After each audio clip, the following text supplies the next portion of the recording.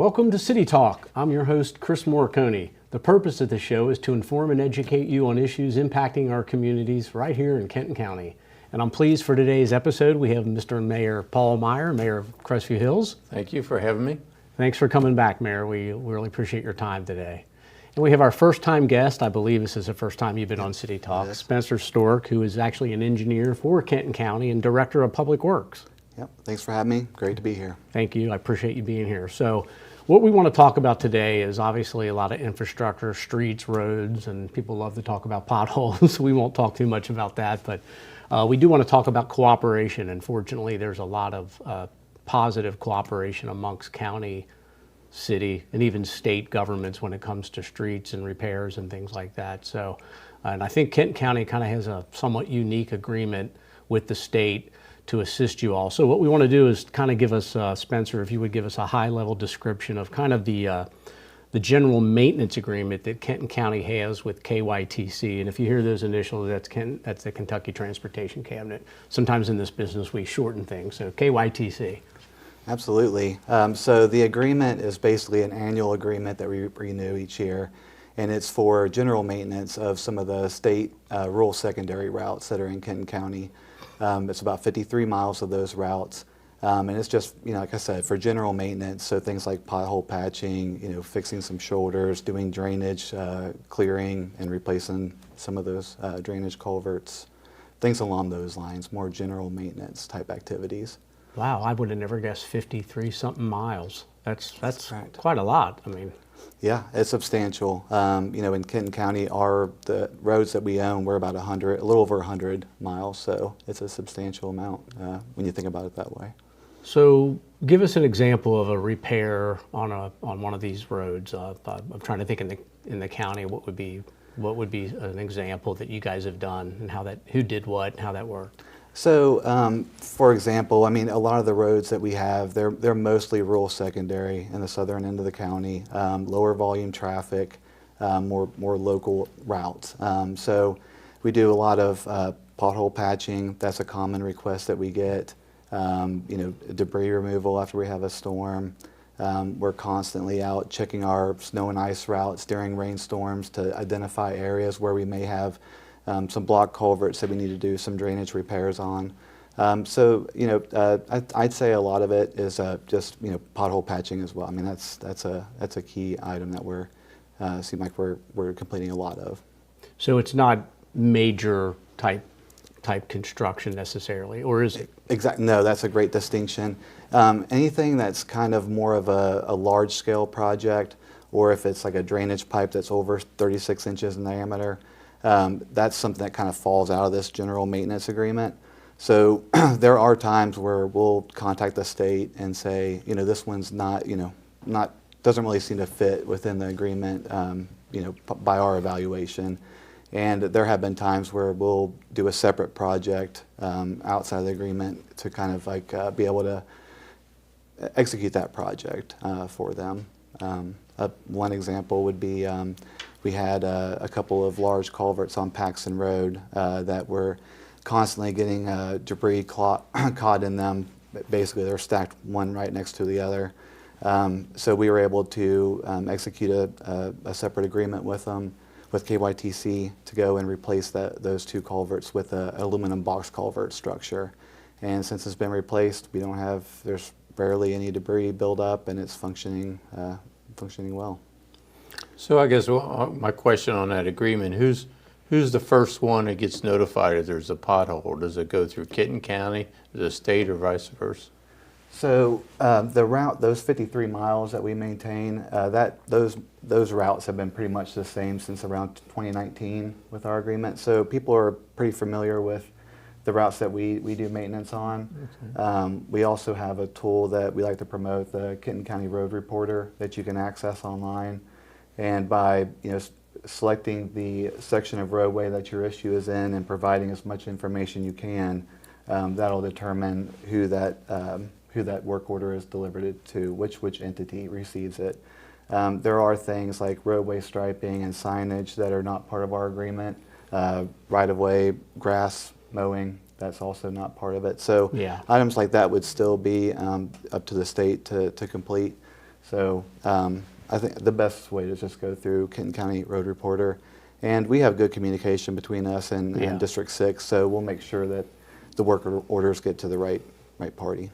So why does the county do this state work? So why don't they, or why does the county do it versus the state? So I'd say it's really just a matter of efficiency.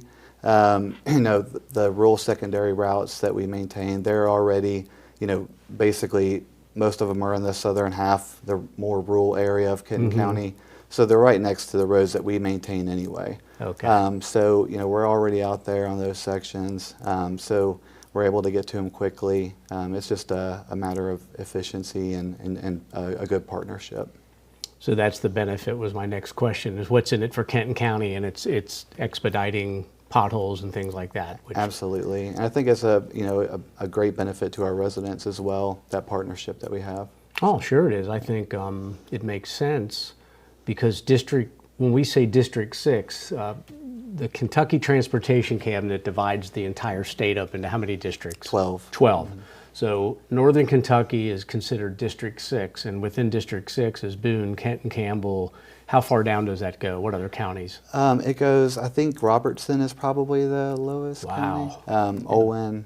So it's almost to Louisville, and it's, wow. Yeah. So Probably District, about the size of the Ed District, if maybe a little bit bigger. yeah, Yes. okay, so District 6 encompasses at least 8, 9, 10 counties. Yeah, 12. 12. I believe it's 12. Okay, so you guys are almost like a rapid response force. You're embedded in Kenton County, so that's really ingenious. I wonder, do they have that agreement with other counties?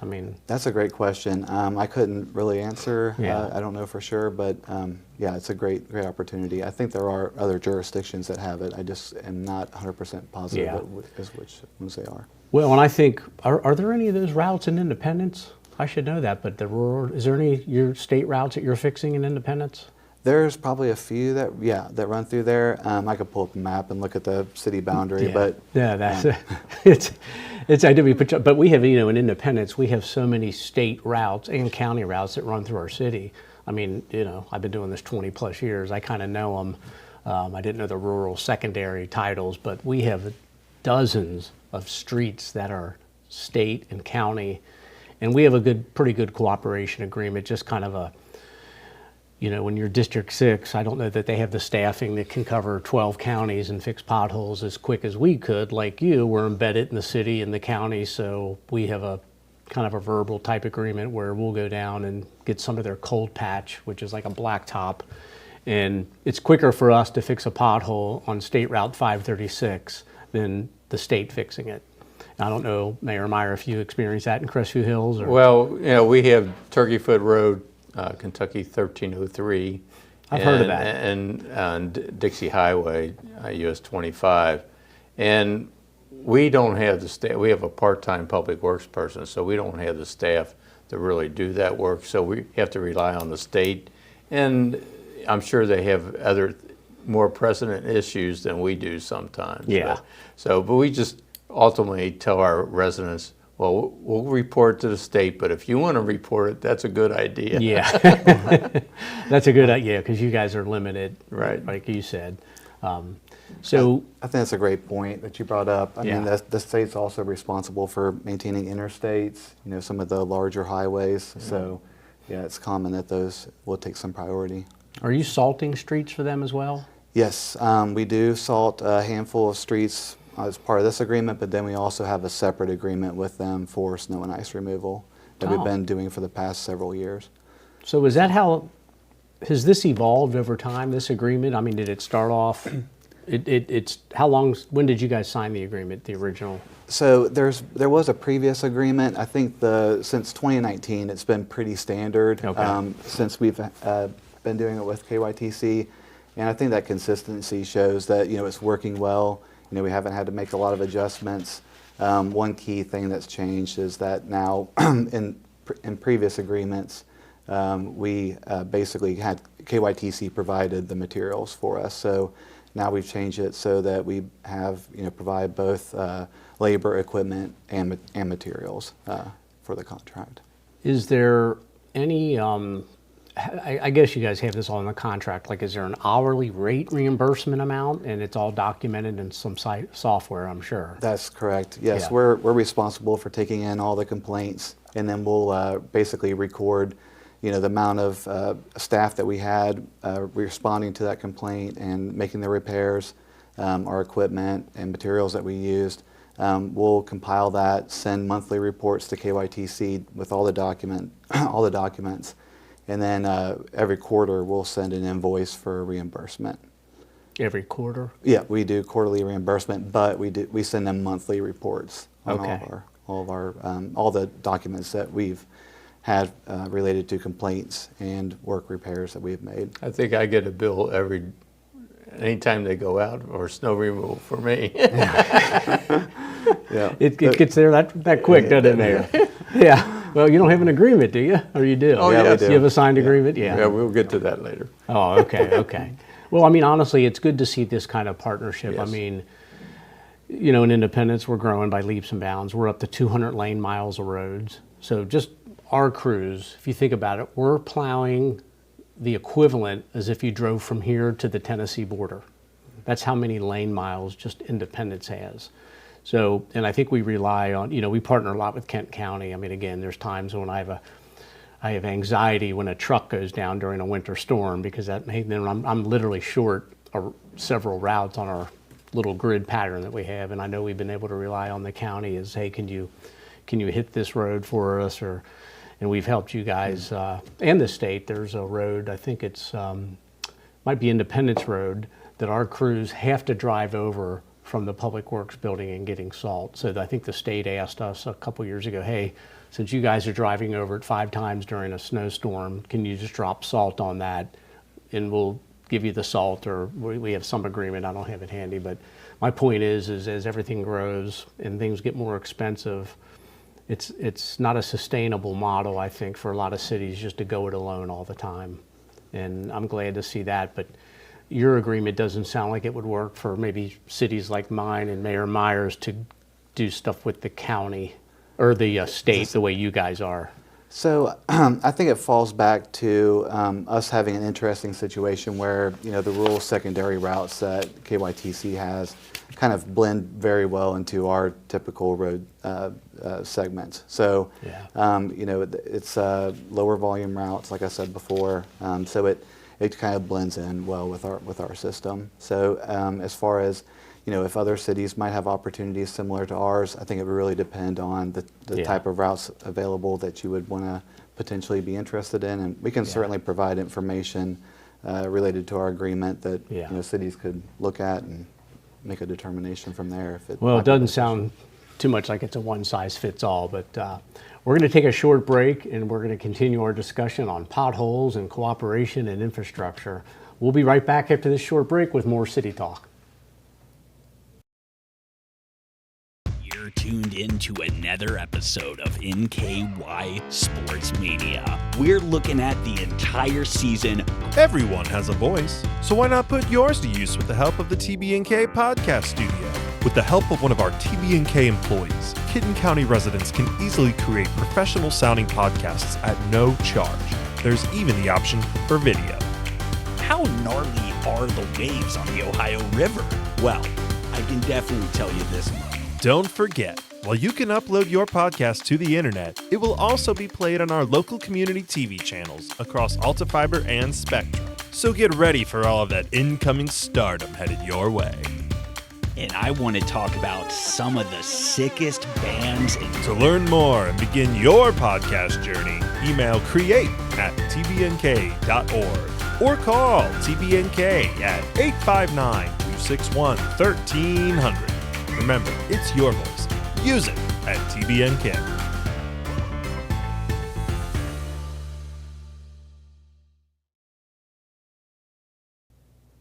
We're back with more City Talk. I'm your host, Chris Moriconi, and we're going to continue our discussion with Mayor Paul Meier and Spencer Stork, engineer for Kenton County Public Works.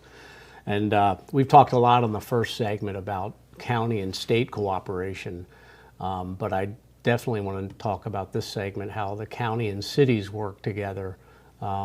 and it really seems to be an efficient model, as we talked about during the break, with the cost of things and the expansion of streets. It's really not a sustainable model for a bunch of cities in Kenton County. I think there's 19 total. It doesn't make sense anymore for 19 cities or municipalities to do it on their own. Financially, it makes more sense for everybody to kind of work together where it makes sense. So, Mayor Meier, I know that you work in Crestview Hills does some Yep. stuff with Kenton County. You want to talk about that? Many years ago, we would use private contractors for our snow removal, and that did not work only because they generally only had one truck. And if they had a breakdown, our streets were not getting cleaned. So we worked, and the county now does all of our snow removal and salt spreading, and it's worked very well.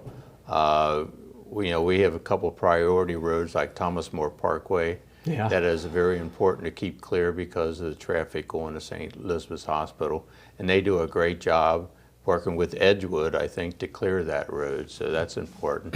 And we have a list of priority streets, and it really has helped. Of course, like all snow removal, those cul-de-sac streets are tough to clean. Yeah. And after a while, people realize that there's nothing there's no place to put the snow in cul-de-sac streets, and it's very difficult. But we're happy with the cooperation with the county. Earlier, you talked about providing a quarterly bill. I think our bill comes in probably within 2 days of the snow removal project, which is fine. We're happy to pay it. Yeah. I signed that check pretty quick. So. The same. Independence gets all our salt from Kenton County, and boy, we have that invoice within a week. But like you said, we're fortunate that we can do it. Our office staff is on it. We get those bills out quick. Yeah. And the other thing is with the state or with the county doing our work is, there's a limit to how long a driver can drive. Right. And they seem like they have a pretty good rotation, where I've told that sometimes they have the regular public works people doing. Sometimes the park people come in and do some of that work. Yeah, Is that correct? The parks employees are part of our regular team. So we basically split up in 2 different teams. We run 12-hour shifts. So we'll, the same drivers are typically on the same routes. So they get really familiar with, the ones that are operating in your city. They're really familiar with it throughout the winter season. So. It's great. Yeah, our drivers don't have to go much over 12 hours, and we can keep everyone fresh and safe out there. Well, I have to tell you, I drove with a couple of our snow drivers over some snows, and just to get a feel. And I so thankful for what they do. I could not do what they do. 2 in-the-morning, it's snowing, and you're plowing, and cars are parked on the street, and the plow's 10 feet in front of you. And you're dodging mailboxes, and when the snow's deep, hats off to them. It was the most nerve-wracking thing, and I was the passenger. I'm so thankful that we have crews that want to do that. Absolutely, it's a tough job. A lot of times they, miss holidays with their family because if a storm comes, they're out on the road. So they just don't ever get enough credit. But thank you for saying that. They're And we did have a sidebar. You talk about cul-de-sacs. I don't know that any community has more cul-de-sacs than Independence. So to solve that problem, we started, our director and our crew leader, to their credit, thought of the idea. We now have a kind of a crew that only does cul-de-sacs, and we're using like bobcats and pickup trucks with plows because they got the space, they can maneuver real quickly. Mm-hmm. And when we had that record snow last January, where we had 14 inches, we literally outsourced to 2 other contractors that had backhoes and bobcats, and it worked perfectly for cul-de-sacs. Because like you said, Mary, you try to get a big dump truck in a cul-de-sac with a plow that's out 8 feet in front, it's almost, I don't know how we've done it, but I think we've learned something from that heavy snow, which we hadn't had snow like that in 20-something years. So I don't know what you guys are doing on cul-de-sacs, but yeah, we use kind of a blend. Our fleet, we have some 550 trucks that we use for more of our local city streets with cul-de-sacs, and then we use our dump trucks for more of our rural routes that are longer and don't have to worry about making a lot of those tight turns frequently. Well, there's more than just cooperation with potholes and snow between cities in the county. You guys also have a program with line striping where the the yellow lines, the white edge lines. If we utilized it, I believe, Mayor Meier, you have. Yes, that has helped us immensely and saved a lot of money where the county goes out for, I guess, a bid, once a year? Yeah, so with renewals, our contractor, basically I think the big benefit to it is that we have a minimum threshold that we need to spend in order to make it make it worth their while to come down and do the striping. So by putting, I think it's $100,000 is our minimum that we submit. So it's just for basically long line striping, and because of the economy of scales with doing that much, we and the cities are able to greatly benefit from a reduced cost of those services. And it's great because it's hard to find a contractor that would want to do just a city your size. Yes, for sure. And there's not enough critical mass there to make it financially. So I'm so thankful you guys did that. How long have you had that program? I think we've used it a couple times. I feel like it's been at least 5 years, I would say. Yeah, that's about right. Yeah. And they're spraying every year? So it kind of varies. This year I think it fell a couple months ago is when we got it completed. Okay. So I feel like generally it seems like it's more to like the late summer, early fall. I know we missed it this year only because we were trying to get crack sealing done before we strike. Oh, yeah. Yeah, which makes Is that sense. something the county can do for us, crack sealing? Well, we can talk about it. Yeah, I think you can. I mean, we have the equipment. Yeah. so. I don't want to let the cat out of the bag, but we've borrowed the county's crack sealer before. But no, I think they do have an option there for mayor for a city your size. Another area of cooperation amongst cities and the county that I really like is the pavement condition survey. So what that is, and we used to do it internally, they would drive every street in the city. My public works director and our city engineer literally, like I said, dozens and hundreds of miles in taking notes on the condition of our streets to come up with a ranking system on what to fix. And we put it into our budget and our 5-year plan. Thankfully, the county came along with an idea that, again, like the striping program, they've invited other cities, that's been great. You want to talk a little bit about that? And actually with this particular contract, we were able to go and partner with Boone and Campbell County as well. Oh, okay. And I believe Florence participated. The thing I like about it is it gives you the data that you need to make informed decisions about the route condition and what type of maintenance. Are you going to do some preventative maintenance? Does it need resurfacing? So with the data that you're given and the analysis that they provide, you're able to make better decisions to basically make the most of the money that the taxpayers are spending. And it's really amazing. Mayor, have you seen one of the reports, how they break it down? No, I haven't. We have very few streets in our city, so we just have like a running list, and which our engineers provide us, and we just update it on a yearly basis. And we have a program like most cities that, this street's next to be replaced or rebuilt or resurfaced, so it works out well. But I would like to see a report on that. And it's really interesting because when you get the report and it ranks the city, does it still give a letter grade, or it gives a range, like, the old ones would give, like, this street's a 95. Okay, that's an A. That one's good for a while. And then we go down and look at everything that was failing under, like, a 70. Right. And if it was in the 50s, that street was a hot mess. And we'd focus, obviously, on the 50s, work our way up to 60s, and then when we got to the passing grade, we were kind of okay. Yeah, absolutely. So it's called a PCI, like a pavement condition index. Yeah. So that's the score you're talking about. Yeah. And it'll give you an idea of whether the road can, if you did some crack sealing, if you did some additional preventative maintenance, maybe you could get a few more years out of the street with it still being in good condition.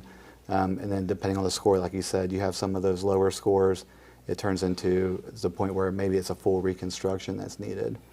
Well, and one last thing on that, I think is interesting, that when we get the 5-year report, it's amazing depending on how much the weather or a winter or a rainy spring can take and change things. You might have a street that was a 90 in year 2 into the 5-year plan. All of a sudden at 90, I look at it and I'm like, oh my gosh, what happened? Well, the freeze thaw, the worst thing for streets, and you're the engineer, I think, is the March when that freeze thaw hits and Couldn't it agree just more. busts up these roads. Absolutely. The other thing is you find out where some recent utility crossings have occurred. and you know, you might have a nice blacktop street this year, but as a thaw comes along, all of a sudden you see all these cracks or potholes protruding through the surface that you didn't know about. Yeah, well, exactly. It's really interesting in the weather and the dynamics that goes onto a street, and crack sealing, I think, is key. That adds life to our streets. That's why our mayor is always on what's the crack sealing, how many are we doing this year, and our guys have a spreadsheet, but it helps save the street. So Yeah, And I at a think- very reasonable cost. And Yeah. I think as engineers, sometimes those 90s or 85s, it's important to do crack sealing on those streets, even though they have a high mark, to keep them from getting down to those lower great. grades. Great point, Mayor. Great point on that. This is, well, look, this has been a great episode, a segment that we can talk about all the cooperation and things that go on maybe behind the scenes. And I feel good that we're working really efficiently for our taxpayers, the ones that are paying for all this. I think with the cooperation amongst cities, counties and state, there's always room for improvement, and I think things will become more efficient over time. But the striping, the pavement surfacing, and just the work that the counties are doing, it's just great to see it, and we hope to continue. So I appreciate both your time today on this episode of City Talk, and I'm really thankful to have you both. Yeah. Thank you. Thank you. And that's it for this episode of City Talk. You can join us and watch this replayed on 203 on Spectrum, channel 815 on Alta Fiber, and on demand at tbnk.org. We'll see you next time on City Talk. Thanks for joining us, and remember, it's your government.